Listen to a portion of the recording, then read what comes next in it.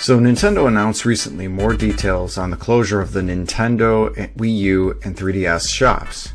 These are of course the in-system modules that players can use to buy and download additional titles online for both first-party Nintendo and third-party games on these platforms. As of August 29th, 2022, you'll no longer be able to add funds, such as through Nintendo eShop cards, to be used on these shops.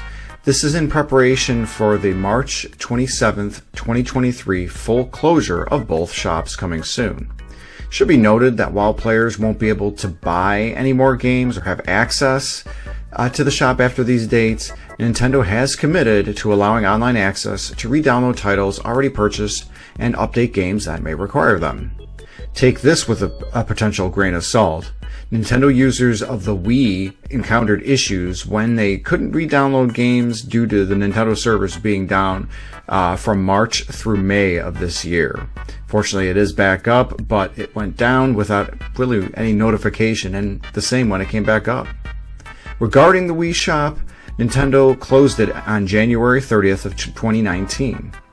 The Wii console was released November 19th, 2006 in North America, thus effectively giving this console a little over 12 years of online connectivity. The Wii U was released November 18th, 2012, and 3DS on August 19th, 2012. This gives the Wii U 8 years and 4 months roughly of online connectivity, and the 3DS 8 years and 7 months, respectively. Why Nintendo is giving these two systems 4 years less of this service makes sense in the context of examining why Nintendo is making this decision overall. I believe this is because, 1, it costs money to maintain these servers, not only maintaining bandwidth to allow downloads, but also to continue to maintain purchasing agreements with payment vendors such as Visa, MasterCard, and so on for purchase of these products, but also with the internal structure at Nintendo as well, skeletal though it may be at this point for these systems. The true costs for companies like Nintendo and Sony to maintain these have never been released, so it is difficult to totally guess what the costs really are. Number 2, it refocuses both Nintendo and consumers on the current line of products live and for sale now. Internally, this allows Nintendo to restructure its resources to pull the last legs of support from these systems that are no longer being supported with new games and said services. Externally, Nintendo can continue full force with the Switch brand to its consumers, as well as the Nintendo Switch Online service. Not to say that the Wii U and the 3DS were particularly successful because, number 3, it allows Nintendo to step away from its least successful time in the last 30 to 40 years of being in video games. As a reminder, the Wii U was the worst-selling dedicated home console of Nintendo's history, not counting the Virtual Boy, of course. It only sold 13.56 million units, which is 8 million less than the GameCube, which originally held the crown for worst-selling home console before the Wii U. The Nintendo 3DS was, keyword here, modestly successful. It sold 75.94 million units, which, funny enough, still makes it the worst-selling portable console since the time of the introduction of the Nintendo Game Boy. When Sony announced the closure of the PS3, PSP, and PS Vita stores in March 2021, fans nearly blew their gaskets in anger. There was a bunch of outcry from people making claims of the loss of game preservation, purchases made digitally no longer able to be accessed, and feelings that the costs to maintain these servers is the cost of doing business that Sony must pay. Sony, listening to fans, backpedaled fairly quickly a few weeks later, only closing the PSP store.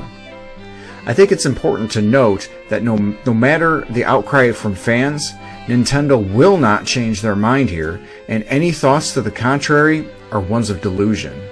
Let's look at this in the vein of the arguments I just made.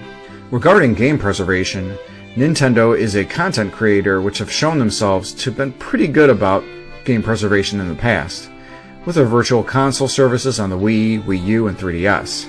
They also have introduced a few systems through their NSO, Nintendo Switch Online, service on the Switch. it should note that some key titles from some of their first-party games are still missing, especially on the NSO. Regarding the digital aspect, this is just the way the video game industry is heading. Many industry pundits believe the PS5 and Xbox Series X will be the last consoles to use physical media. While we're still not where we need to be 100% cloud gaming, especially with the poor infrastructure a country like the United States has with broadband internet and quick internet overall, what we do have often does at least allow for downloading software, though even this will get more and more difficult as game sizes continue to increase as we continue to have upgraded systems. Regarding the thought that console companies should always keep their servers up, again, I think this is a thought wrapped in delusion. I've mentioned in my videos in the past that video game companies are corporations first. They are not your friends. They are there only to gain a profit and raise their stock prices whenever and wherever possible. If cutting servers saves them money, they'll do it without hesitation. I need only point to Activision Blizzard keeping Bobby Kotick as CEO for evidence of this. Even though there's proof of his poor handling of many of his company's controversies and knowledge hereto, the board of directors keeps him as CEO because ultimately he keeps their coffers full. Even with these arguments, there's still another large point when it comes to Nintendo.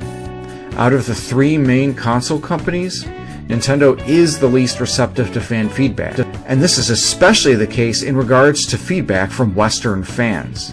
As a reminder, I'm not talking about software development. If we do look at software for a moment, it was Western feedback that got characters like King K. Rool and Banjo-Kazooie into Smash Ultimate. But as a reminder, these decisions were made because of a poll that Smash creator and developer Matsuhiro Sakurai opened. Also, out of the 89 total Smash Ultimate characters that are playable, only 5 are Western-based and created: K. Rool, Banjo, Diddy Kong, Dark Samus, and Steve. That means Smash only wanted to dedicate 6% of its roster to North American and European created characters, even though these two regions encompass 62% of sales of the Nintendo Switch. Of course, many of Nintendo's core franchises are those that were originally created in Japan, such as Super Mario, Legend of Zelda, and Pokemon, and these are dominant fan favorites in all of the regions worldwide. A quick Google search of why doesn't Nintendo listen to its fans will net results 2-to-1 that Nintendo doesn't listen versus them doing so, often with a half glass empty versus full mindset. Nintendo shuts down Melee tournaments during the pandemic because of mod Slippy that allows people to connect from the safety of their home versus Nintendo hosting first official Melee and Ultimate titles. Also headlines like Nintendo resurrects old Japanese-only Fire Emblem for the NES game and releases official translated version for the first time, versus Nintendo stops sale of translated Fire Emblem game after only 6 months.